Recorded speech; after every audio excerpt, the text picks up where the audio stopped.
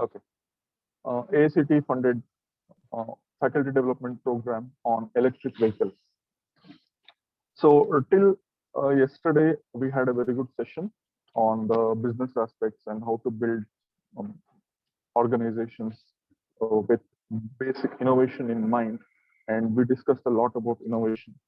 And today we will continue the journey into much more advanced level of how to use simulation tools to get results quickly and almost accurately.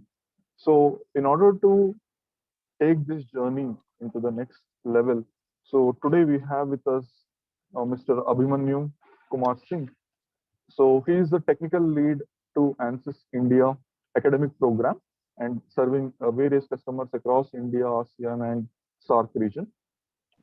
He has led many crucial campaigns for ANSYS, including webinars with esteemed professors, ACT, RAI, and SAE India, and even Biomedical Association. He has been instrumental in establishing a lighthouse group at IISc Bangalore and supported various COVID-19 projects, which was driven by ANSYS adoption using various academic conferences. And so he has been with ANSYS for 2.5 years now and has over 13 plus years of rich experience in CFD and FEA based modeling and simulation, which is usually for industrial applications. And before joining the ANSYS, he was at L&T as design manager in technology upgradation group. He has published around 12 national papers in national and international conferences and journals. His area of interest includes the fluid flow, heat transfer, linear and nonlinear static and dynamic simulations, electrification, and digital twin. Mr. Abhimanyu Singh holds a master's degree in thermal and fluid engineering from IIT Bombay. In his current role at ANSYS, he is working closely with educators, research scholars, academic institutes, and skill development partners for the efficient adoption of ANSYS tools and technologies. So I welcome Mr. Abhimanyu Kumar Singh to this wonderful session, and the platform is yours, sir. Thank you. Thank you, sir. Thank you for the introduction and Yes. good morning, all. Thank you for this opportunity to talk to the audience. And let me start by sharing my screen. Sure. Okay.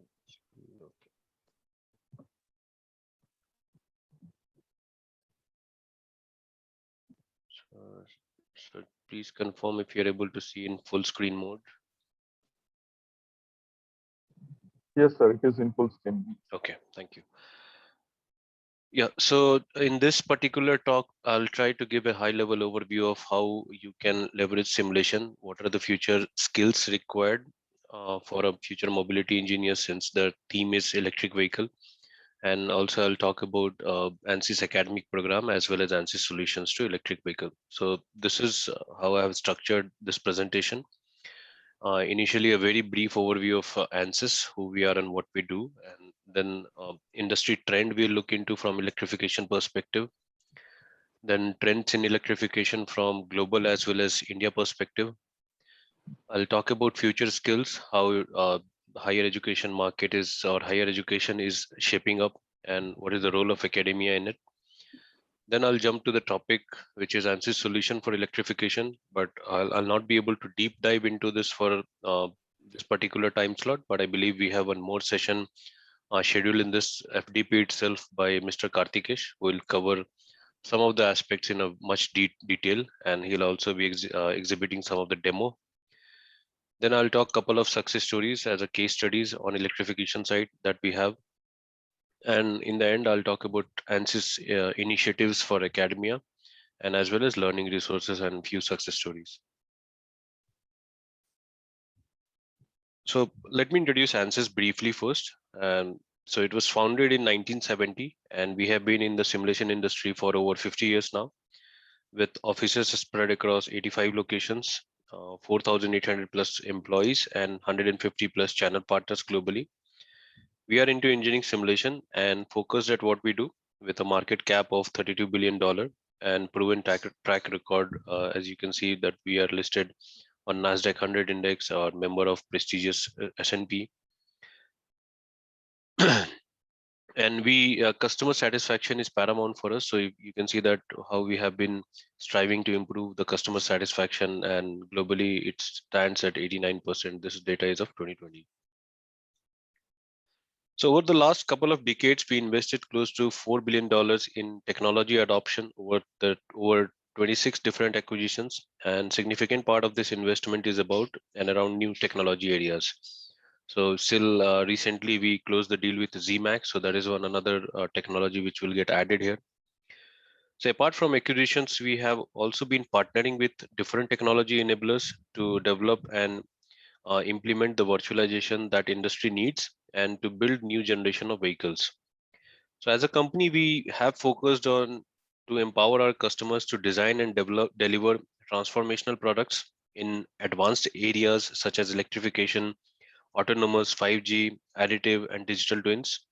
And this tells us the story of how we have transformed from being a physics-based simulation company, helping customers in the design exploration, to all the way to virtual prototype and operation and maintenance. So as I said, ANSYS was formed about 50 years ago with a core mechanical and structural analysis solver, where we are solving, second order partial differential equation called Euler equation, and we are using finite element method. So subsequently, we acquired the ability to solve fluid dynamics problem, where we by solving Navier-Stokes equation. Then we acquired the ability to solve electromagnetics problem by solving Maxwell's equation. So over the years, we have acquired the ability to provide the best of breed individual physics solvers for our customers and users. Now, while we continue to innovate in each of these solvers every year, but in recent year, we have enabled users to solve multi-physics interaction by integrating these solvers on a single platform. And that is where the relevance of today's topic will also be, EV being interdisciplinary in nature. So you can couple various solvers using various solver coupling techniques that we provide, and simplest being drag and drop. We also acquired ANSYS. We also acquired Granta, which is basically a spin-off from Cambridge University, and which allowed us to provide a material intelligence platform. And this allows us to integrate more than hundreds of thousands of material properties to drive the detailed and high fidelity simulation. So ANSYS offers you the true simulation platform with best of breed simulation across all major physics, and allowing customers to innovate and make meaningful contributions to various mega trends that we see today. One of that we'll talk about electrification, but other mega trends, if you are working in that area, is 5G, autonomy, IIoT, healthcare, and much more. So as the digital twin physical world becomes one, products are also growing in complexity, and companies are also facing unrelenting pressure to innovate, lower cycle times, and reduce cost, while also increasing the quality and eliminating risk. So that's why simulation is becoming very pervasive in nature. So when I say pervasive, it means that it is increasingly being used at every stage of product development cycle. So we have product for ideation stage where 80% of your cost gets locked. So we have ANSYS Discovery. Then in product, one of the examples cited here is autonomous vehicle. So to qualify an autonomous vehicle, you have to drive billions of miles. And if you try to test it physically, it will take approximately 10,000 years, which is not physically reasonable. So simulation is the key enabler there, and it is able to reduce the overall life cycle, overall design cycle to 2 to 3 years. So we have tools coming from the STL technologies and also from the ADAS perspective. Then on the design, we have various flagship tools, which I'll cover some of this today, like mechanical, CFD, electromagnetics, which reduce the development time and warranty cost. We also have a strong solution on manufacturing. So as industry is moving to 4.0, we are seeing this rapid manufacturing, additive manufacturing. So we have a very strong solution on metal additive manufacturing, where you can reduce the weight of part by 25% through various optimization techniques and additive manufacturing. And then we also have a tool to monitor asset which is in operation. So electric vehicle in operation, you would also want to sometimes monitor the physical health of the asset. So that is where we do predictive maintenance or to improve the performance. So we have ANSYS Twin Builder, which helps you create digital twin of your physical asset.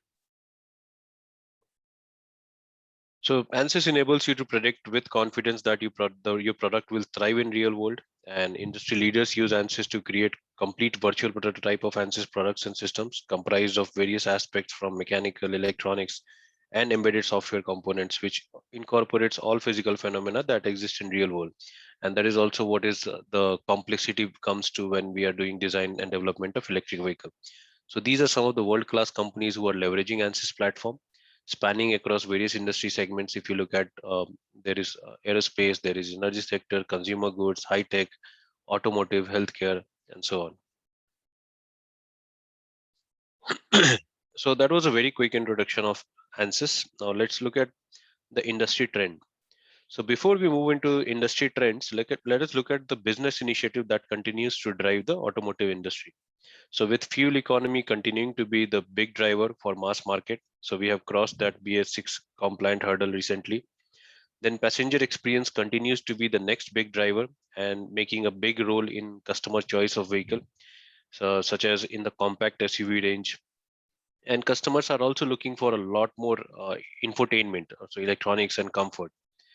So similarly, with increased electronics, the role of functional safety or sort of or reliability of electronics are also growing. In addition to the crash safety, rigid requirement for full frontal impact or offset frontal impact and side impact and so on became applicable for all cars on sale in India from, I believe, in October 2019. So you would see that companies giving you NCAP rating or crash safety rating and so on.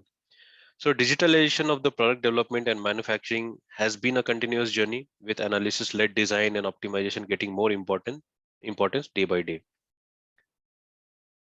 So what are the key disruption and innovation in this space? Electrification continues to be number one spot with a lot of support coming in from the government, and that is also our focus of presentation today. And in autonomous system, ADAS system finds more relevance from the safety point of view. From the serviceability point of view, there is a growing interest in collecting data from operating vehicles for predictive maintenance. And this will gain even more importance for commercial vehicles where downtime can have even a bigger impact on fleet performance. And last but not the least, the additive manufacturing, which is being explored in the new age electrified vehicles for weight and part reduction. Now let's look at electrification and electric vehicle from a global perspective. So if you see a great amount of interest, research work and technological advancements happening in the last decades, more so in the last 5 to 10 years. And we are expecting around 10% of global passenger vehicles to be electrified by 2025, which would continue to grow. And the projections are that by 2040, we'll have more than half of the passenger vehicles as electric vehicles. And if we break this data into vehicle segments, so by 2040, electric two-wheeler sales share is estimated to be around 77%, and that of electric fleet as 47%. So if we talk of India's perspective, we are seeing a lot of support coming from the government in terms of regulations, policies, initiatives, and infrastructure supporting this disruption in technology. So if you look at the driving factors, there are government initiatives such as FAME 1 and FAME 2, production linked incentive, and tax rebate being offered to EV ecosystem. Next is climate change. As per Paris Agreement, India has committed to reducing greenhouse gas emission intensity of its GDP by 33 to 35% below 2005 levels by 2030. Another factor is clean energy and drive towards the shift to renewable energy such as solar, wind, and so on. And last and importantly, rapid urbanization that has happened in major cities, leading to significant increase in pollution level within the city limit. Now, as per India's electric mobility transformation report, more than 27 states have formulated strategies for transforming their mobility system, and several states have formulated or are in the process of formulating their EV policies. And if FAME 2 and other measures are successful, India could realize EV sales penetration of 30% of private car, 70% of commercial car, and 40% of buses, and 80% of two and three wheeler by 2030. Now, as we see the technology disruption happening around, it also brings an important aspect of skilled manpower. So how are we going to create engineers who are ready for future jobs? This is where academia has a key role to play.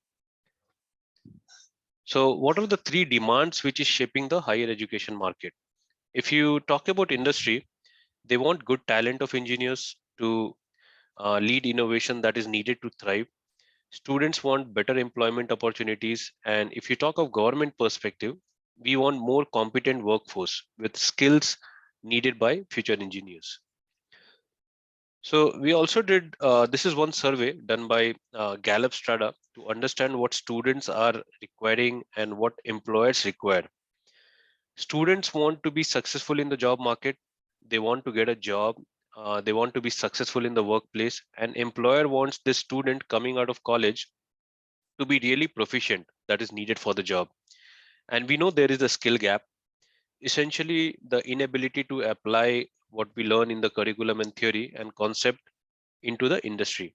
So if you see the survey result, it tells you that approximately 2/3 of the students coming out of college do not feel confident of being successful in job market, and only 35% student feel confident to be successful in workplace. And if you also look at employer survey result, they feel only 42% are employable or workforce ready. So this also necessitates the need to impart skill-based knowledge, focused training, and devising a scalable solution that can be open for everyone. And this is another mega trend that we are seeing in the evolution of the edtech, education technologies, who are trying to come in the space of with a promise to bridge that gap between industry and academia, and providing the skills, trying to make students employable. So before we move into understand the domain skills needed for future mobility engineers, I would encourage you to read this white paper, Mobility Engineer 2030. In the next couple of slides, I'll be quoting this white paper extensively. So this is a collaborative initiative by Fishita with contributions from Fishita corporate member, Fishita Technical and Education Committee, and Academy Advisory Board. So this covers the necessary skills needed for future mobility engineers and skills needed to make students more employable and workforce ready. So disciplines such as connectivity, autonomy, propulsion, safety, and security are equally important to that of electrical and mechanical discipline in the next phase of industry, hence necessitate the need for industry academia ecosystem. So if you look at the automotive industry, how it is changing, there are three major revolutions which are shaping the automotive industry. And this is represented by what you see corners of the triangle here. First is the energy revolution, second is intelligence revolution, and third is connectivity revolution. We are all aware of the connectivity revolution, which basically talks about smartphone, smart devices, and the range and power of the connectivity brings in with the ecosystem of telco technologies. Now, when we talk about intelligence revolution, we are talking about use of data analytics, artificial intelligence, and machine learning for decision making and to make system more efficient. Finally, energy revolution is about tapping renewable source such as solar, wind, tidal, and so on, and that the impact it can create in automotive technology. So in the next phase, we are seeing that these three revolutions are coming in together to reshape the automotive industry. And if you were able to ask what impact it has made so far, you can look at the 6 gray block. It talks about the influence this revolution has caused. So first block on the left state that due to evolution of connectivity, the information which was always in silos are enabling the vehicle to become an intelligent terminal. Then in the past and current state, if we have human driving the vehicle, so in future we are talking about fully autonomous vehicle. Then in future we'll also see cars as a source of energy or mobile energy, which was and is still being seen as a energy dissipating machines. Similarly, if you look at the right side, we are talking about sharing a car instead of a notion of owning the car, which would essentially enable you to have a vehicle access on need basis. So where we are calling shared mobility. Next is manufacturing, which has evolved significantly. So we talk about additive manufacturing, industry 4.0, digital manufacturing, and so on, which is becoming more connected and intelligent today. And lastly, vehicle, which was looked as a tool of movement from one place to another, is being used as a transportation service. If you look at the bottom blocks, we are going to witness new development methods, new manufacturing methods, new core technologies, new maintenance methods, and even new architecture. So essentially, we are talking about transformation from new automotive product to new mobility ecosystem in the future, which would largely be impacted by major disruption in the automotive industry, such as electric traction, automated driving, connected car, and mobility on demand. So this also necessitates the reshaping, educational concept, and academia has, is the important pillar over there. So there were few questions posted to FISITA members on future engineers requirement, and I am just sharing the condensed version of the feedback received. So you can refer to the report if you want to know more in detail. So feedback from FISITA corporate members shows that traditional science, technology, engineering, and mathematics, which we call STEM skills, will remain an important part of skill mix. So the classical automotive engineer with profound knowledge of mechanical engineering, mechatronics, and material will still be necessary.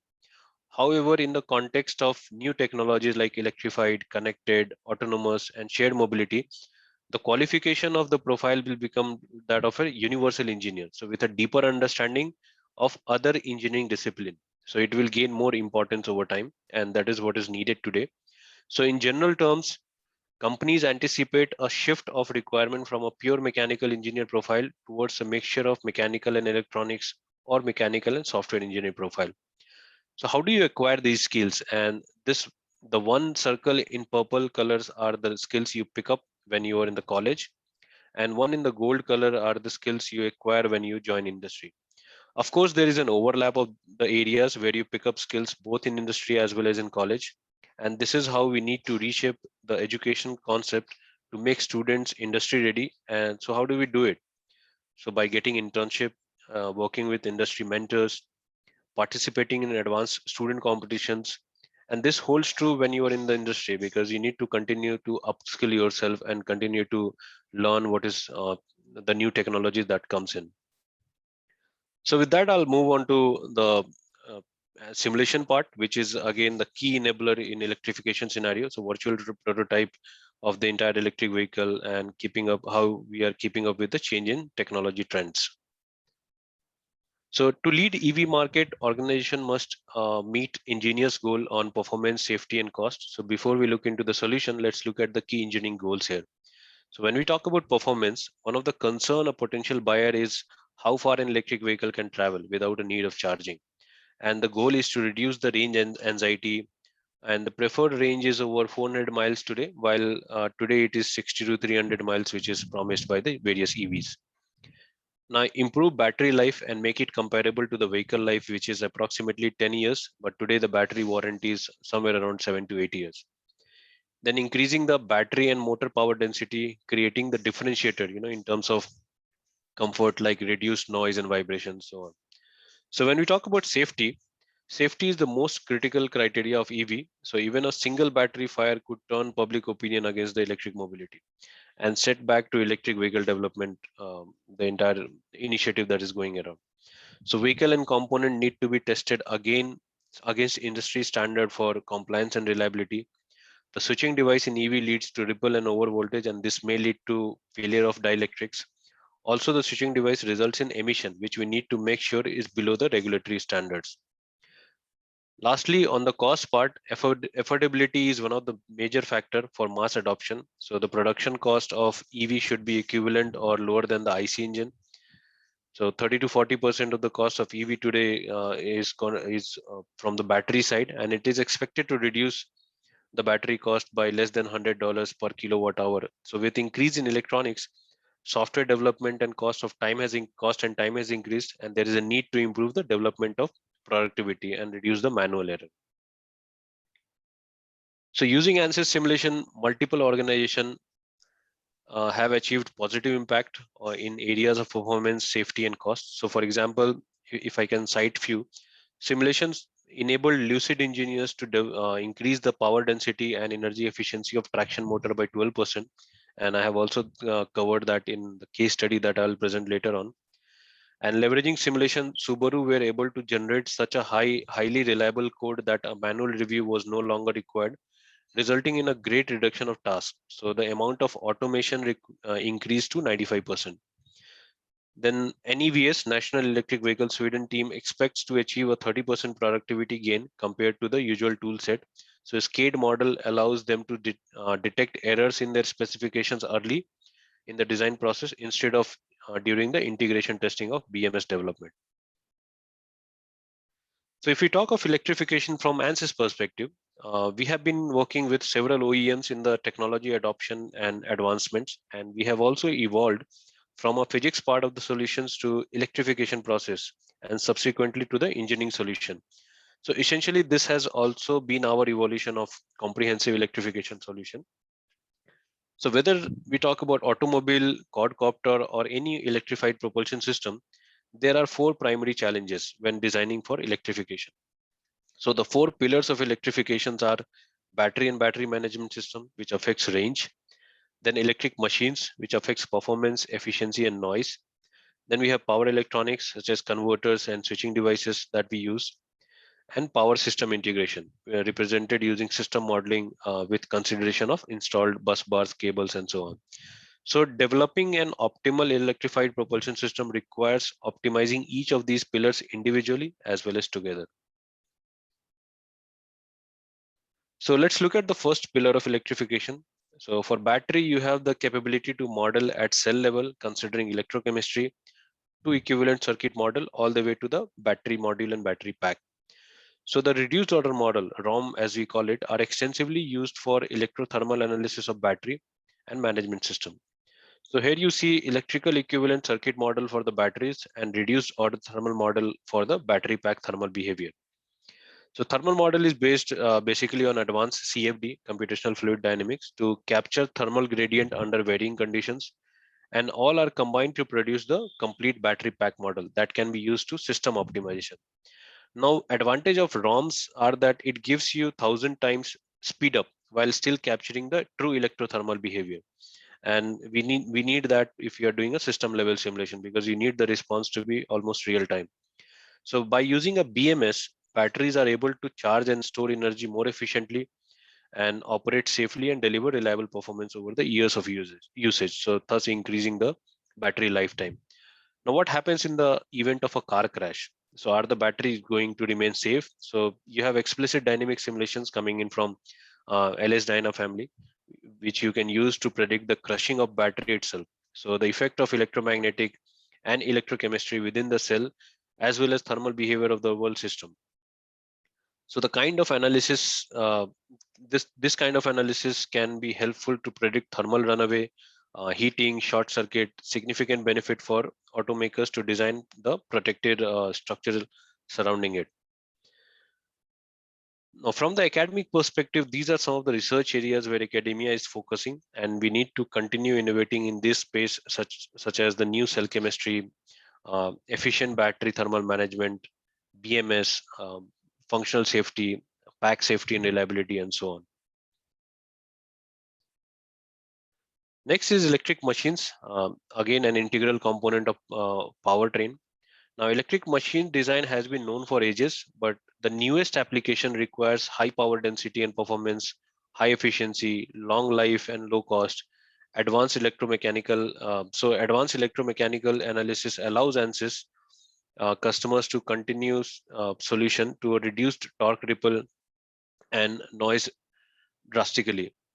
So for electric machines, we have a very strong workflow solution through various system validation. So we begin at a template-based approach to design an electric machine while incorporating electromagnetic, thermal, and mechanical behavior. So this early stage design approach allows engineers and researchers to arrive at optimal design quickly and validate the design over typical operating envelope.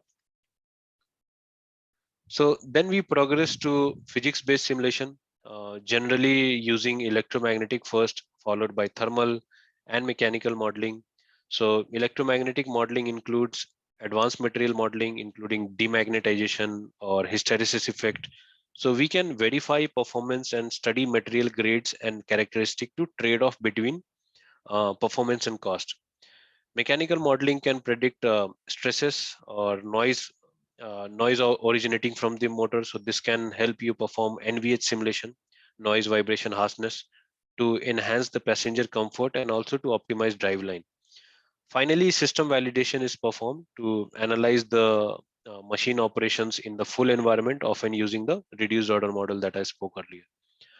Now, again, another critical research area, if you talk about academic research area in the electric machines, so there are various aspects where you can where a lot of research is going on, and we need to continue to innovate in these space. So coming up with more efficient electric motor topology. So the research happening in switch reluctance motor, induction machine, reducing the dependency on permanent magnet based motors. Then motor control system, how you're driving it into various environment, how it is changing or affecting. Then higher efficiency, then introducing regenerative braking, so that motor itself can act as a generator when you are braking, and you can use some part of that energy to charge the battery. So there is a lot of innovations happening, and electric vehicles are becoming more efficient as we are continuing to work in that particular domain. So next is power electronics. So when we talk about power electronics, modern electric drive system incorporates very sophisticated electronics to control the overall behavior of electrified vehicle. So you have high switching current and intent power densities in the inverter, which are the challenges to be managed. So successful power electronics design includes multi-level modeling of power electronics and semiconductors, and should be combined and to be combined with reduced order models, functional mock-up unit device, and libraries of popular industrial power semiconductors. So power electronics must provide a long service life, minimize warranty returns, and be durable. So high power density leads to high temperature, and thermal cycling causes stresses and fatigue.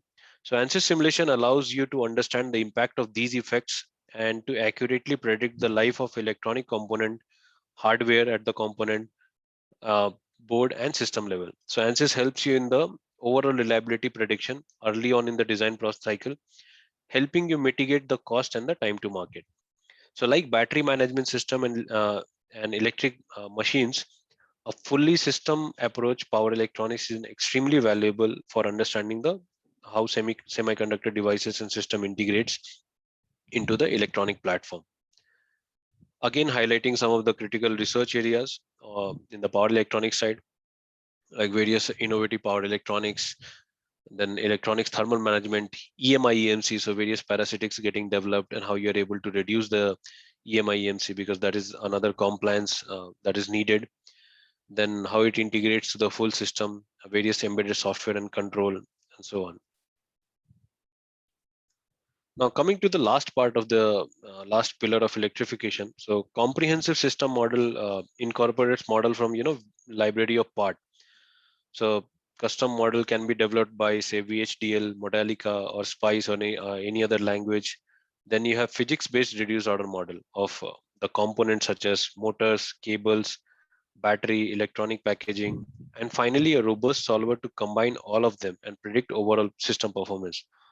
So what we see here is that each of the above component can be put into a subsystem to produce a broader understanding of their performance. In power system integration, we basically add all these subsystems together and and and add the embedded software control to optimize the performance, safety, and reliability of the electric vehicles. So you see here the simulation can address all four pillars in the integrated simulation environment, and that environment goes from component to full system of embedded software. So all of the physics are included at the component level, and models are produced to be used at the system level. So system simulations can also integrate with manufacturers by including their own measurement data and their supplier data for reliability prediction and optimization. So since we are talking about automotive and putting an electrified vehicle on the road, so functional safety becomes very critical, as I spoke earlier. So in addition to this, we know modern automotive contains many electronic systems interconnected to broader network through various wireless interfaces. So this again poses a risk of vulnerable to cyber attacks. So we have also developed a unique system that combines functional safety with cyber security in a single environment, so that engineers and software developers can address this particular emerging threat. So you can see this particular image on the top right. You have components coming from battery. So these are basically the detailed simulation that we do at the component level. We extract reduced model out of it, and which can be used at the system level. So this is the system level where you're seeing that ROMs being imported, and which preserves the fidelity of a 3D physics while also having the speed of a 1D system equivalent. Then we have electronics, then we have bus bar again imported into the system model, motors imported, mechanics, and they're basically integrated with the embedded software controls. Now again, this one slide is to highlight the research opportunities in the area of power system integration. So, BMS continues to be one such research area where we see a lot of focus and dedicated teams working in that. So even in the industry, if you see, we have dedicated departments who are focusing on the BMS part. Then on the co-simulation aspect, when you're doing multi-physics, multiple physics simulation, how you are simulating it together. So say for example, you're simulating motor. So how you're including the physics of electromagnetic with structural, or electromagnetic with fluid, or electromagnetic with fluid and structure to understand various aspects of motor cooling or NVH simulation, or even if you want to listen to your noise. So ANSYS also helps you import the noise pressure data or the sound pressure data, which you can predict from ANSYS mechanical into the ANSYS VR experience tool, where you can actually listen to your motor also, what kind of a what is the noise being generated and how do I mitigate that particular noise. And then in the overall control system integration and energy management. So next we'll look into a couple of case studies, how electrification has been able to push the boundaries of design and development. So a terrific example of this and fully electrification optimization is the Volkswagen Idea electric car. So we are very proud of our relationship with Volkswagen, helping them develop the car and maximize the performance. So it was put to into the test at Peak Pike Race, quite a famous race course in Colorado, USA. So you have to basically travel up a twisted roads as fast as possible. So this is what you see here. The track is shown, and Volkswagen wanted to beat basically electric vehicle record, and they actually ended up beating all record, both electric as well as internal combustion power. So this race is a remarkable engineering achievement, and their primary focus was, BMS and battery. So they use system level simulation with physics based reduced order model of the battery and power electronics model to optimize charging and discharging of the battery. So they need to keep them cool. So two main challenges was to avoid overheating of the battery during the operation and to ensure that all batteries are charged equally. So at peak bike racing, the Volkswagen car had to, all the car had to fully charge, excuse me, had to be fully charged at the starting point within 20 minutes. And then the battery must provide high performance during the 8-minute discharge on this particular race course. So BMS operates as a control center, monitoring operating condition of the battery, such as temperature and charging, and this information is communicated to the driver. So this is how you can see how challenging this was to, but particularly achieve this feat. So this is one statement coming from the Volkswagen. Second case study I want to talk about is of Lucid Motors. So real breakthrough the Lucid Air represents is that it's really a first time that anyone has taken full potential of electrification and applied that holistically to complete vehicle design. So Lucid Air has been able to compress the vehicle design cycle, which used to be 3 years earlier, which is 3 years compared to typical 6 to 7 years with traditional methodologies of the vehicle design, where design component, do a prototype, test it, then you go back to the design layout, do certain troubleshooting, a little bit of simulations there. But through simulation, they were able to compress the overall cycle to 3 years, and they have been able to do that largely through simulation. So Lucid Air Dream Edition sedan, which got an official Environmental Protection Agency EPA rated range of 520 miles, which got published a few days back. So highest of any EV ever rated by a EPA. Now, which itself is a great feat. So Lucid says that it achieved this through a combination of battery technology, parts consolidation, and aerodynamics. Now, hitting over 500 miles of range in EV is itself a milestone. And more importantly, It is something that Lucid had promised to deliver in 2021, and they have started their production in US. I think the news was a week back that they have started the production now. So you will see Lucid Air going on the roads. Now, in the next section, I'll talk about ANSYS in academia. So ANSYS is increasingly being used in almost all disciplines of engineering, where our tools on finite element analysis, computational fluid dynamics, electromagnetics, software control, photonics, material science, and multiphysics are leveraged for both teaching and research.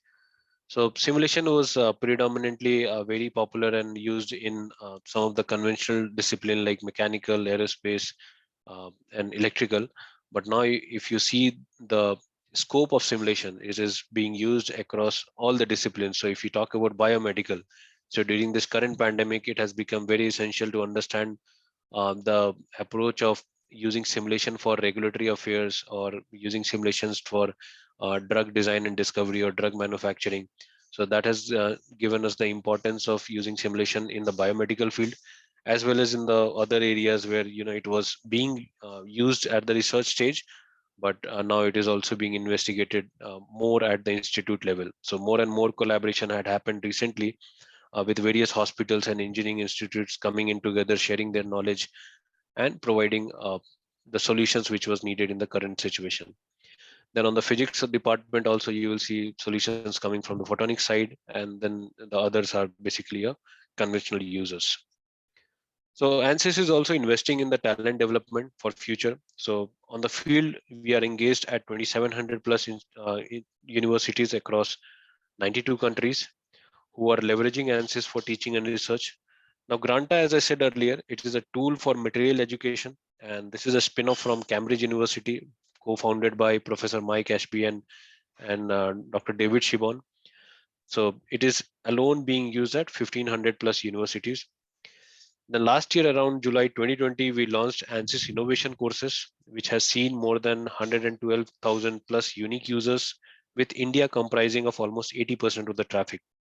So this has also established our belief in the need of reshaping higher education or engineering education. And I'll talk a bit more about AIC in the next slide. And in this entire endeavor, we are not doing it alone. We are also partnering with several key anchor universities to develop these coursework, which can be made available to all. So initially, we partnered with EDX and launched a course on the edX.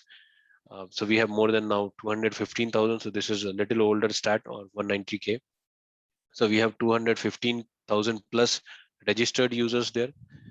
Then we have launched a coursework a few years back with TUM, or University of Madrid, on numerical simulation. So you can earn a master's degree. So we have close to 1,700 plus registered users there. And recently we also introduced a numerical master's degree on electromagnetic side. Then we are developing multiple courses from Michigan or University of Texas. So few of the courses are also there on ANSYS innovation courses developed by Cornell and UNCC, whereas there are many various courses which is under development and will be available for all very soon, so that you can introduce student to simulation, whereas you can also help them scale or further their research work. So that's why ANSYS has an academic program in place, and with a clear vision and goal of helping students succeed. So our broader goals are to inspire. So every student must know that simulation is the key for their career, to train students in the simulation, and also to boost student career. So by creating an ecosystem where we can connect student to companies and looking for simulation trained engineers. So these are some of the aspects where how we work closely with academia. So where we talk about inclusion of simulation in UGN graduate curriculum. Then we also sponsor and train for student teams. So various student competitions that you see, like Baha, Electric Baha, Mechanical Baha, Tifan, Supra, Eficycle, or there is one more yeah. So these are some of the major competitions which you see run under the aegis of SE, and also some new competitions coming up like Hyperpod, Hyperloop competitions. So ANSYS is working closely with the majority of, or I would say virtually all the student competitions. So we provide them simulation tool. We provide them necessary training and workshop. So we also develop a workshop which we have hosted on this website, which is helping student develop the product better as well as faster. So I'm personally involved in many of those initiatives. Then students using simulation for capstone project and leveraging simulation for research. So we have seen the quality of research going up, the number of what if situation, the number of design explorations that student can do or researchers can do have grown multifold with the use of simulation. Then we also work with academia in jointly writing for funded projects. So I'm sure academia is also applying for various funds under various heads to work in few critical technology areas. So we also enable them in writing these proposals, and then in the end simulation to boost student career, because that is one of the major objective of helping students bridge that gap of what industry needs, and by all these initiatives we are able to make them more employable. So what ANSYS promises you through this is that you can set up the virtual lab. So simulation provides you the ability to set up a virtual lab which you can access from anytime, anywhere, at any scale. So it basically the engineering simulation solves the physical, theoretical, or mathematical equation, and these are some of the physics I was talking about. So you can engage with your class. Then virtually you will be able to, now in the current pandemic, when you had lesser access to the physical lab or the experimental setup, simulation adoption has grown multifold in the last 1.5 year. Uh, so students and researchers and even faculty members have appreciated the scope of simulation and how it is becoming an essential tool. So it is not completely eliminating the testing or experimental part, but it is complementing to what you are doing in an experiment and giving you or more insights, so greater insights. So if you're doing, say, electric motor cooling, then the number of sensors you can place is only limited, right? And the number of sensors also will be limited by the access point. So you'll not be able to get full field view. So simulation helps you get deeper insights into the entire field, and you will be able to get the data everywhere. Is there a question? Or if somebody is not speaking, please mute yourself. So in the last couple of seconds,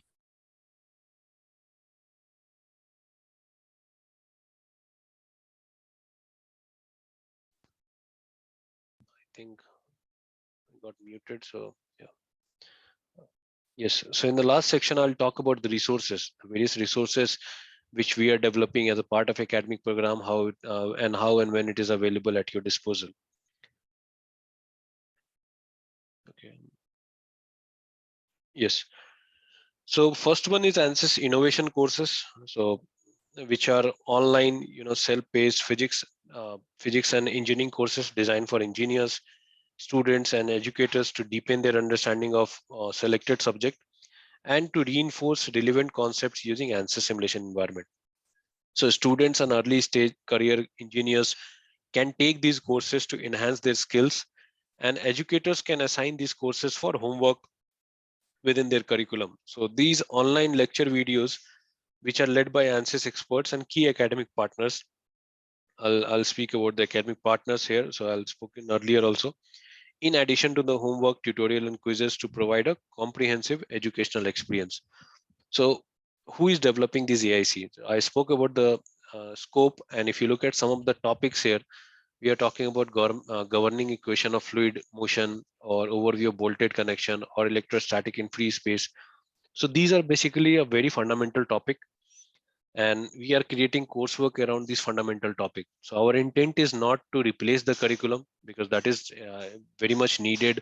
Student going through that process of derivations and understanding the entire equations, how it is developed and how do we arrive at that. But what value we bring in is we use more contextual example, we use more industry relevant example to apply that learning, because that is where student used to struggle. Whatever they are learning in curriculum, they are not able to appreciate how it will be applicable to the real world problem. So we have industry experts with years of practical industry experience across various industry segment like automotive, healthcare, chemical processing, and so on, using their years of experience in developing these coursework. So we focus more on engaging and retention teaching techniques. So this follows a MOOC anatomy. You have a 20-25 minutes video bite which covers the overview, high level overview, touching the deeper insights of the critical aspects. So if you talk about heat transfer, we do discuss on the various modes of heat transfer, how do you perceive it, how do you apply it, but we don't go into the derivation part in detail. And then in the end, you have simulation examples. So we have embedded simulation examples. We have provided workshop files as well as step-by-step tutorials. So a student can download it and practice that. It will help them reinforce the learning from the video as well as what they're doing in curriculum. And that has helped us to understand that the retention of this learning has increased. So as I said, we are collaborating with various academia. So right now we have various courses from Cornell and UNCC, but over the years you will see multiple other courses coming from the partners which we are working with currently. So this is just statistics of the number of courses which is available. So we have 150 plus free AIC courses hosted on our website, and they cover various disciplines such as fluids, structure, electronics, STEM. Then there are a few missings in this slide. I need to update them. Like we introduce courses on materials, then we introduce courses on photonics and also on the student competition.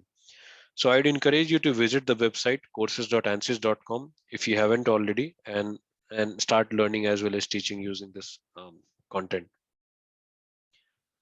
So next is Ansys Learning Hub. So if you're looking to upskill or improve your skills or maximize your productivity or need the right solution, so Ansys Learning Hub is the answer. So this is basically a named user subscription and a learning management system. This is targeted towards professional courses and serves as a one-stop solution of learning where you gain unlimited access to a wealth of resources. So which includes globally scheduled classroom courses, virtual courses in all time zone, self-paced video courses, learning path to guide your course selection, then continuous learning support from Ansys experts within the hub itself. And then you have best practices guides and demo videos, training materials, and access to the latest curriculum updates and new courses. So there are various avenues. So if you see the top right, here we are representing this campus building. So we have identified each building by individual physics. So you have a building. Inside, if you go to the building, you will see course structures as a introductory and advanced. And for each of these courses, we will have a dedicated learning room. So you can join this learning room and there will be various avenues of learning from therein. So we will have a self-paced learning. So there are 900 plus recorded video modules which spans 240 plus hours. Then you have a collaborated learning rooms. So we have close to 45 plus topic specific learning room. So if you're working in electrified propulsion system, you will have learning room for electric motors, you will have learning room for battery design, you will have learning room for system integration and so on, where you will have a dedicated section for learning from the experts as well. Then we used to conduct a lot of live in classroom sessions, so which is on hold during pandemic, but post pandemic we will be resuming that. But it gives you also access to live virtual classes. So we conduct close to 300 plus virtual classes per year, and then you have access to course material where we are talking about 240 plus courses and 1000 plus workshops. Now, whenever you are uh, in your curriculum itself, you also aspire to become a certain engineer, so there is a different profile people aspire and build their profile towards. So we have also curated learning path based on roles. So we have role based learning. So if you, this is one example of thermal engineer. So if you want to aspire to become a thermal engineer, so we give them a guided path of the courses that they should take in order to get a better understanding and grip of a concept of thermal engineering. So we have foundation courses, then we have core courses to build further on the foundation, and then we have elective courses. So in elective courses, you can further your understanding and become an expert in that particular subject. So similarly, we have role-based learning for various other aspects, such as if you want to become aerodynamics engineer, if you want to become a chemical process engineer, or turbo machine engineers, and so on. This one is dedicated for electrification. So you also have a curated learning path, which helps you advance your knowledge in one of or more aspects of electrification. So here you can see curated content and learning path for various pillars of electrification, as we talked about earlier. So I'll just talk about maybe one of the example of, say, electric machines. So if you talk about electric machines, we have various enabling pathway. Let me take the pointer. Okay, various enabling pathway. So first one is specification and initial design. So somebody picking up electric machines as a subject, they will be trying to understand how do we specify or do initial design of electric machines. Then they would like to graduate to the next level where they would want to do high fidelity electromagnetic modeling. So in this high fidelity electromagnetic modeling, you are not only doing it as a template and 2D level, but you are also taking it to the 3D level to understand the effect of 3D, coupling it with multiple physics to get the entire efficiency map, the thermal mode, accurate temperature distribution, and even the mechanical vibration if there are any.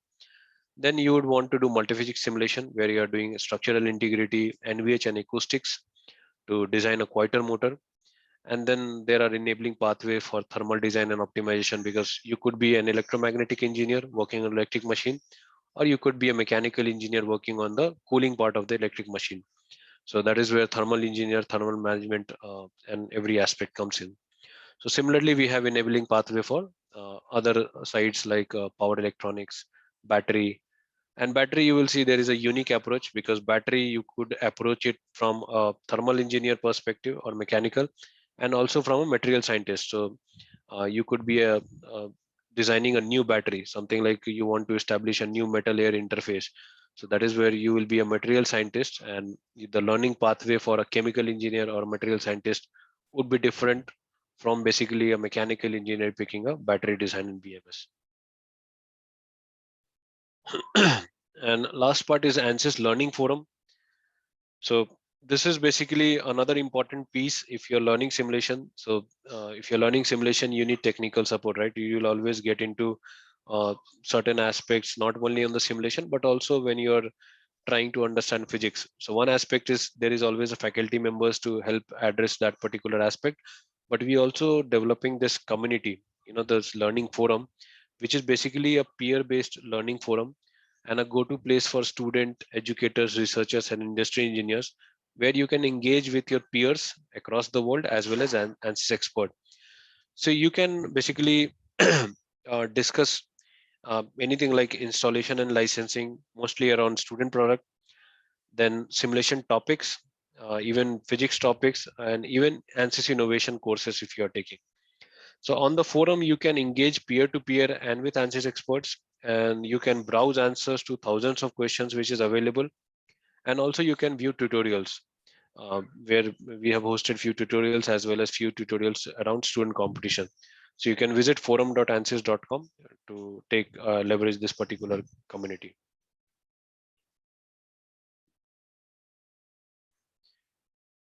And here are a few additional learning resources. We have an online coursework with Cornell on EDX I spoke earlier, where we have 215,000 plus registered users. We also have ANSYS student products. So a student can take advantage of our software for homework, capstone project, and student competition.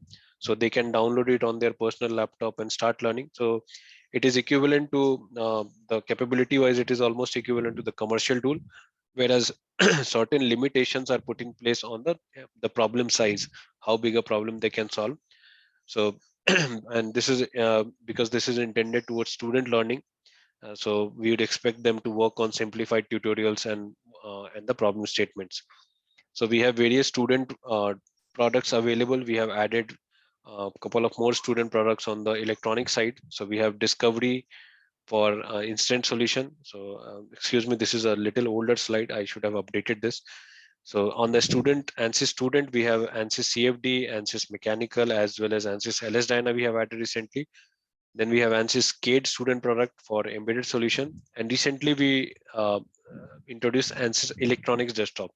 So we have a student product now available also for low frequency, high frequency electromagnetic, as well as for electronic thermal management called IcePack. Then ANSYS also manages YouTube's directly. There are few YouTubes managed by ANSYS where we are uploading how-to videos tech tips, and also various application examples. And other than that, you will also come across various YouTube channels managed by our partners such as CADFIM or Simufac uh, or PADT and so on, and as well as various uh, freelancers. Sorry, Simutech. Yeah, Simutech is our elite partner, and there are various freelancers or enthusiasts who are developing their YouTube channel and posting a lot of learning content there. So coming to the last part, I'll basically wrap up my talk with a couple of academic success story. So when the pandemic struck and the world was still adjusting to a new normal, so this is deviating a little away from the topic for today, but I'll be talking about uh, we at ANSYS are also working on the greater societal cause. So we proactively reached out to leading institutes working on the COVID-19 support projects. So globally, we have done multiple projects, but what also caught the attention of global fraternity is, the COVID support projects undertaken by various IITs. And we are proud of our association with many such projects. So I'll talk about just a few select ones here, which has gained a lot of traction in the market. So during the first wave, we worked with IIT Ropar on the computational validation of a negative pressure room. So where we are computationally validating the negative pressure room ward, what should be the design specification, what should be the blower capacity, where should the inlet vent should be. So computationally, we are able to establish these parameters so that we can give a guideline, to the hospitals and which they can implement. And importantly, we also supported through CSR by instituting 90 plus bed in the Roopnagar constituency in the Punjab. So this is one project where we started from conceptual stage and we ended all the way to the execution part. Similarly, with IIT Kanpur in phase one, we collaborated on the development of a low-cost ventilator. This was done by Noco Robotics, a startup incubated at IIT Kanpur, and in the development of a ICU grade low-cost ventilator. So this story is also captured in a book called The Ventilator Project, uh, which came out last year. And this is another important aspect where we wanted to indigenously develop an ICU grade ventilator so that we can scale the demand and need of what was required. So through CFD, we are able to optimize the sensor location in the pressure plenum, and we are able to predict what kind of pressure fluctuation would be there so that a control algorithm could be developed when ventilator needs to work in a different modes. Then in the second wave, when oxygen became an essential commodity, we worked with again with multiple institute. So a couple of them are still a work in the progress where we are in the process of publishing a paper and the technology in the public domain. So with IIT Kanpur in the O2 concentrator and also on the oxygen plant. So there was a need to institute or commission multiple oxygen plant across the country, and we had very limited design available. So we wanted to promote Make in India, and under the aegis of SIIC IIT Kanpur, various startups were invited to contribute to this. So we walked this particular journey right from the concept stage where they were creating this pressure vessel design, the location of the perforated plate, the beds, the geolite bed or the various component that goes inside this particular uh, you call it PSA, pressure swing adsorption cycle based oxygen plant. So we were able to qualify this particular oxygen plant both from the detailed FEA as well as CFD simulation. So from CFD we were able to predict what would be the pressure drop once the air from the atmosphere is sucked in and passes through the different beds, because there is a specific window within which you need to have that velocity and pressure so that you can maximize the adsorption process through that geolite. And then so that you should have that particular uniformity in the velocity and pressure. And similarly on the structural side, we need to sustain the pressure fluctuation, you need to sustain the self weight that comes in because these are heavy equipment, and also the pressure uh, concentrate the pressure high pressure that will be happening in some of the critical region like the neck and all, where you have a converging section. So we are able to qualify the design, and now I'm proud to say that they have commissioned to more than 10 places. So we have also supported through CSR in the commissioning of oxygen concentrator and plant. So they have a target of around 40 plus across the country. So they have commissioned to 10 already. And this is my last slide. So we are proud of our partnership with various IITs on various fellowships like IIT Delhi, IIT Bombay, IIT Madras on the various fellowship program. We also have a Center of Excellence on Multi-Physics Solution with Cummins College of Engineering Women, promoting women in technology, where Cummins is an industry anchor partner. Then with ARAI on advanced technologies such as electric vehicle and ADAS, so that we are able to create future engineers or skilled manpower. Then we have the bottom left, if you see, we have a COE with Trust Park, which is established inside College of Engineering Trivandrum, and this is around electric vehicles. So first phase was very successful around electric motor design promoted by government, and we conducted multiple faculty development, student development program, and the target of this particular Trust Park is that they will be putting a fully functional EV on the road by the end of next year. So I'd like to conclude my video by playing this small video. I'm not sure how to enable the sound in this.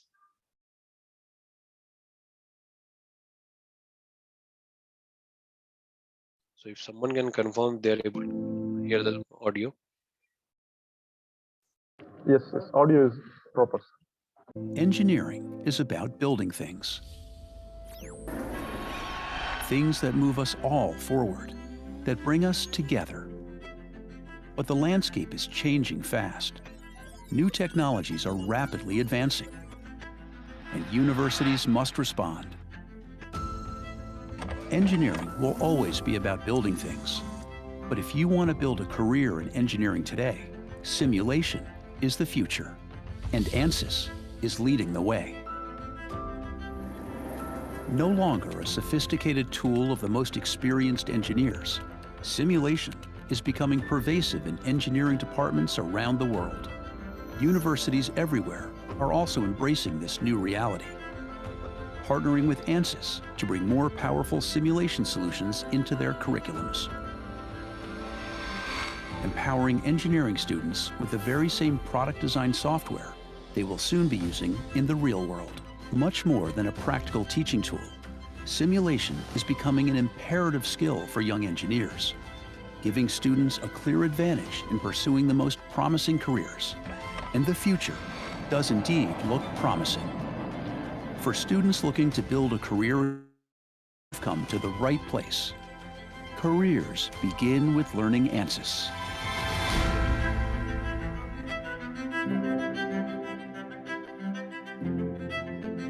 Yeah, so just to de-emphasize what I was speaking earlier, and I'm 8 minutes early finished. I just wanted to budget 15 minutes for Q&A, but I think we have more than 15 minutes, so I'll be happy to take any questions if there are. Let me check the chat first. I'll stop sharing. Okay.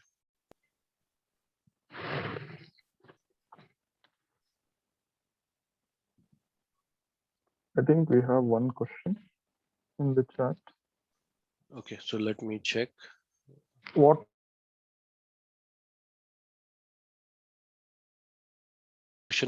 type of component would suggest for BTMS in ANSYS, right? Yes.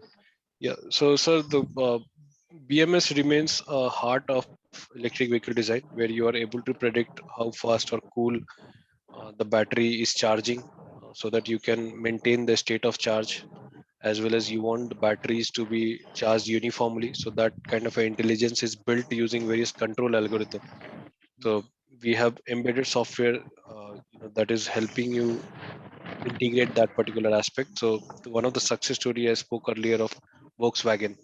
So they were integrating BMS to get the real time, the properties such as temperature coming in from the battery when they were accelerating, because it's a twisted road on a steep curve. So the moment you accelerate and put, try to speed up, it means that you're trying to drain the battery faster. In that case, there could be an overheating. So that temperature was being communicated so that you are able to optimize that particular aspect. So BMS helps you control that. So For battery also, you cannot go very cold because the chemical reactions should be subdued. So you need to work in a particular range of temperature. You cannot go very high and you cannot go very cold. So you need to maintain that particular temperature band under which you can optimize the overall performance. So that is why it is also becoming very significant when we are working in different uh, uh, environmental area. So even in India, we are seeing that shift. When you are driving in Rajasthan, the performance could be different than when you're driving in Kerala or Jammu. So that is where BMS integration or the intelligent BMS becomes very important. So I hope I was able to answer that part. Yes. Dear participants, any other query to Mr. Abhimanyu Singh regarding the simulation of EV vehicles, or to be specific parts of used in EV?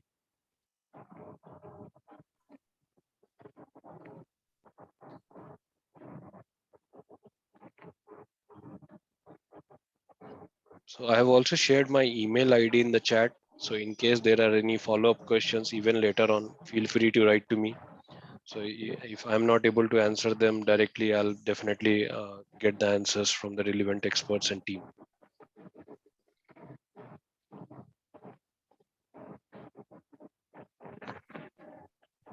Okay, if there are no queries, okay. We have one more question, Abhimanyu sir. Yes, sir.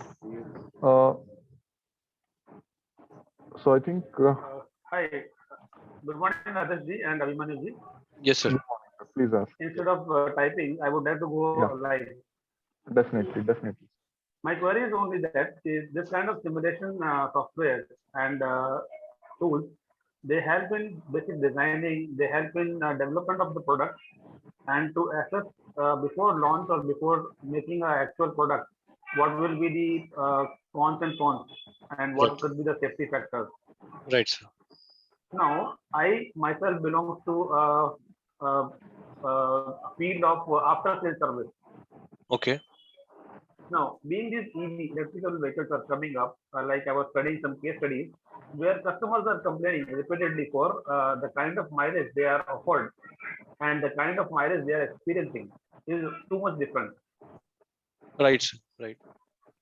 So, if there can be a package, there can be a simulation tool for the dealers or for the some agencies for the manufacturer by which he can approve that yes, my vehicle after running so much of kilometers in the field will be having such kind of is actually delivering this kind of tool economy as they are saying in the record.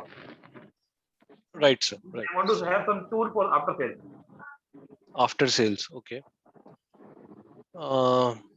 Difficult to answer that, sir, because the mileage that you talk about IC engine today also, like ARAI claims this much mileage, but what we see on the road or real world in city and in highway are way off from what we get a claim from the car manufacturing. So they are always done in ideal situation, and they try to optimize the performance, in order to get the verdict in the favor. That is what is intended. Yes. Similarly, sir, for electric vehicle, a lot of simulations are done beforehand, as you rightly said, so that you are able to optimize the process. So even if you are using lithium and battery and the battery pack, so companies, I'll talk about maybe global only, Lucid. So they were able to do that high fidelity simulation by cutting corners, and they were able to expand it. The 520 miles that you saw is actually the rating that they received last week, official testing record.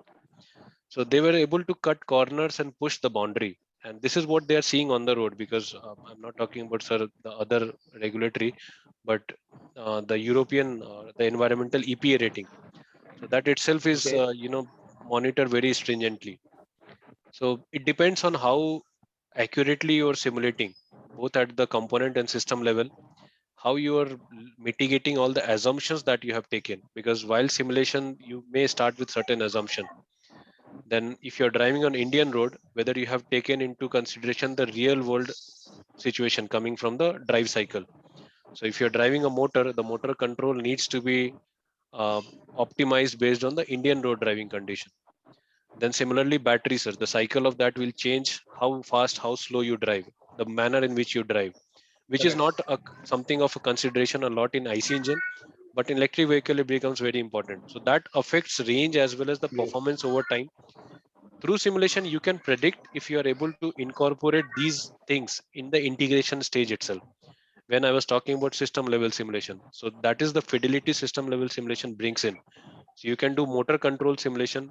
So we also taught this during the workshop to Baha team, SE India Baha team. So Baha team were also given a workshop to understand, one is motor design from the component level, where you will be doing this electromagnetic, thermal, mechanical. But what happens if I subject this motor to a driving scenario? So now what is the change Okay. in the performance and efficiency? So that is where we taught them system simulation, that motor controls. So import a drive scenario, and Baha, the tracks are fixed. In terms of fixed, I say Yes. every year there is a new hurdle, but the track is similar, common for all. So you can get that Yes. that driving load. So that real driving condition you can import in your tool and then predict the performance. So we are working with SE as well as ARAI if they can provide that, because we at ANSYS do not have that. So we give them a methodology. Now, once they import, that will be more closer to when they drive a vehicle on the road. Similarly, on the battery, Okay. we have a BMS where you are also dating a drive cycle from the real world. Then you see how it is charging, how fast it is charging, how slow it is charging, and your BMS kicks in to control that particular aspect. So if you are assuming that my temperature is uniform everywhere, so the rate of charging discharging would change. But if you are doing high fidelity simulation, monitoring the coolant correctly, you will be able to predict with more accuracy that what is going to be the temperature distribution. So that brings in another level of accuracy. Then you will be able to predict the performance in real world. Another aspect is, over the period of time, the battery itself has a capacity fade, because of the aging. So battery aging, but that also you can simulate to predict that after 2 to 3 years, when battery performance drops to 80%, what is the range that you are getting now. So typically, the ideal way of saying is that I think I heard Professor Junjunwala from IIT Madras that you should not be fully charging the battery. This is also a recommendation we always get from mobile phone, right? That it should not be Yes. 100% charged and it should not be 100% discharged.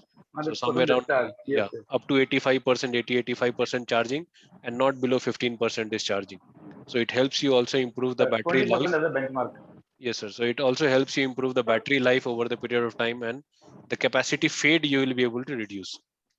So after sales, I'm not Correct. sure if I'm able to address that, but these are some critical elements which is required in order to ensure what you're promising and what you're delivering. Yeah. Just as a case study, Nexon, when it was launched, they say it Yes, will run 320 kilometers. right, sir. But when the customer purchased, they experienced it running around 280, 290. Correct, sir. So Now, rightly said by you, there are many factors which are considered in, which are different from real world running and simulation testing. So this is what maybe you can take it as a suggestion if something can be designed for after sales to understand what actually the vehicle is doing. sure, sir. Definitely, definitely. So there's a feedback. Thanks a lot. It was a Thank very you, good sir. learning from you, sir. Thank you, sir. Thank you for your feedback and patient listening. Dear participants, if you have any questions, and definitely you can connect with Mr. Abhimanyu, Hello, sir. sir. Good morning. Yeah, Naveen Patil, sir. Good morning. Yes, please. Sir, I am having one question regarding this same BTM. What Yes. I have just posted in the chat box. Mhm. Actually, we are using previously we were using COMSOL multiphysics software to simulate these BTMs by using PCM materials. Okay. Whether the same thing we can simulate in the ANSYS, which component would you suggest to do the same thing in the ANSYS platform? Okay. So PCM, sir, phase change material Yes, for sir. cooling as well as the battery. So that we are using ANSYS CFD. Yes, sir. Encapsulated PCM materials we are using for simulating the BTMs. Yes. So that also phenomena, sir, it will be covered under CFD simulation itself. So cooling mechanism. So you can simulate PCM in CFD framework as well as battery, right from the electrochemistry to, people are not doing electrochemistry because we are taking lithium ion and the various HPPC data that you generate. So you can create ECM model, equivalent circuit model, and then you can create the entire battery module in whatever layout you have all the way to the battery pack, and then couple it with the PCM of approach to cool it. So this will be under CFD framework, sir. Yes, sir. Thank you.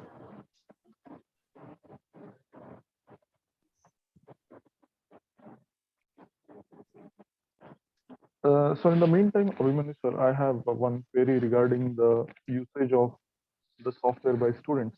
Right, sir. So we have Dassault Systems coming up with an online platform where students, even if they are at home or outside the campus, they can be part of the software and they can do the project and they keep on learning the software. So Okay. on ANSYS part, is there any plan to offer such platform for students which will help them? Currently the problem is many of them are at home and there is no access of system, Right. like computing system. So in this case, is there any product line that is coming up with ANSYS? Okay. Yeah, thank you for sharing that, sir. So we have ANSYS student product, but that would require student laptop Again, where they yes. can install on their laptop. This has been there, and we added a couple of more student product, as I said, on the electromagnetic side, because EV and 5G are becoming important. So we wanted to have a student product around that. But other than that, we have a cloud offering, but I would say that not available for free, because cloud you are always hosting with a partner. So we have a cloud service with Azure, but it would require certain amount of recouping that hosting of the cloud compute resources. So if I think one of the competition where we helped this Indie Autonomous, so Microsoft also was one of the collaborating member there. So they provided the cloud hours, cloud computing, and we provided the software and we hosted for student teams. So it is very much possible. But if you're also looking at something which is free for student, then that is where I need to understand if we have any model working on. But this is there in place, but not open to all in terms of a free content. Yeah, understood. But thank you for sharing that feedback, sir. Sure. Okay. Apart, yes, please ask, sir, if you have any questions. Okay, I think we can end the session now. So before leaving, I would like to ask all the participants to switch on the video so that we can take a group photo, and then we can end today's session.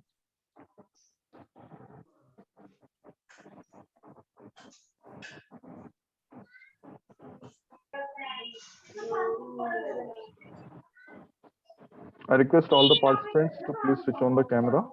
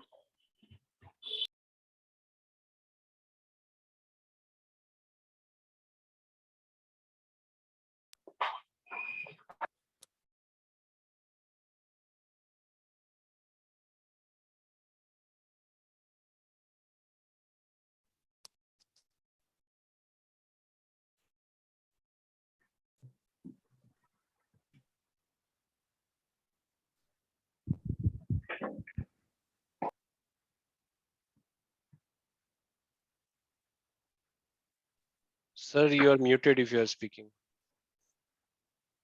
No other see. Just I'm sibling you. Is it okay? Sure, sure, sir. Right, sir. Yeah. May I go to feedback session? Sure. Yeah. Thanks a lot. Thank you. Thank you all the participants, and thank you Abhimanyu sir for being part of the session. So we can end the session now. We will meet at 11:30 for our next speaker, Dr. Dennis Ashok from, he's a professor at VIT Vellore from automobile engineering. So he'll be talking about the powertrain technology that is used in. Thank you all the participants, and Abhimanyu sir. Thank you very much. Thank you, sir. Thank you for patiently listening, and thank you for this opportunity. Thank you.